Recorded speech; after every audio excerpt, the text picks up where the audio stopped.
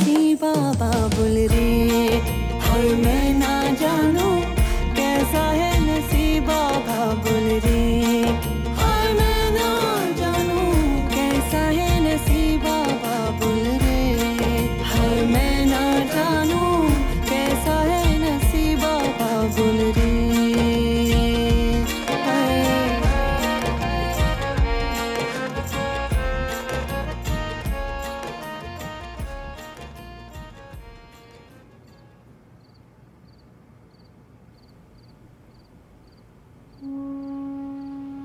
دختر من چقدر زیبا شده.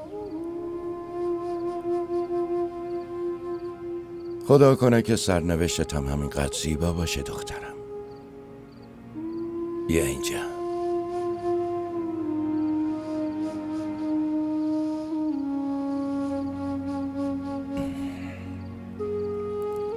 اصلا فکرشم نمی کردیم اینقدر زود بزرگ بشی و اینکه یه روز برسه که تو عروس بشی. به اینش که اصلا فکر نکرده بودم.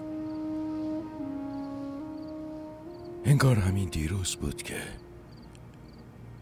از دستات میگرفتم و راه رفتن و بهت یاد میدادم. همه ی دنیای من شما دوتا دخترامی. بدون دخترام اصلا نمیتونم زندگیمو تصور کنم. بعد از این بدون تو چطور باشم؟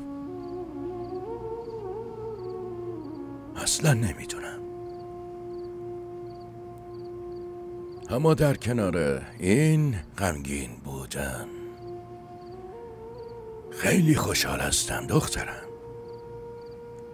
و اونم اینه که تو عروس خونه آبجی میشی.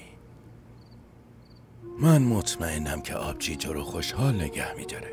ولی یه چیزی رو به یاد داشته باش. تا آخرین نفست نذار که من سرافکنده بشم.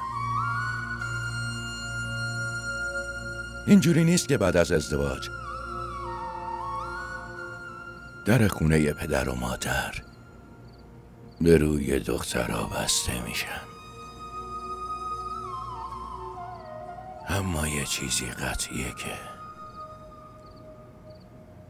پدر و مادر امید دارن دخترشون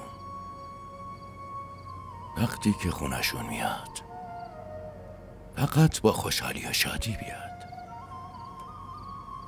با رضایت شوهر و خانواده شوهرش بیاد. این درسته. من مطمئنم تو هر وقت به احمد بگی اون خیلی زود تو رو پیش ما میفرسته. حتی خودش تو رو اینجا میاره. خوشبخت باشی، خوشحال باشی. آرزوی من فقط همینه. دیگه بریم، بیرون همه منتظرتونه. باشه بریم. بیا دخترم.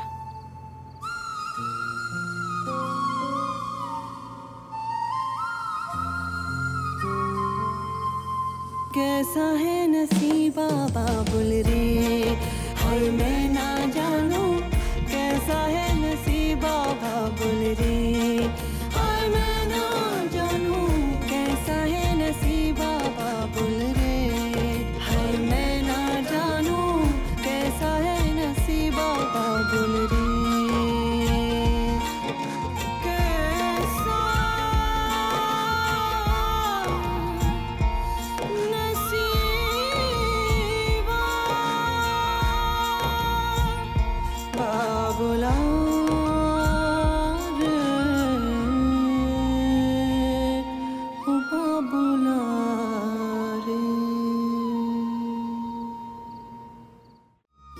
کانال ما رو سابسکرایب کنید.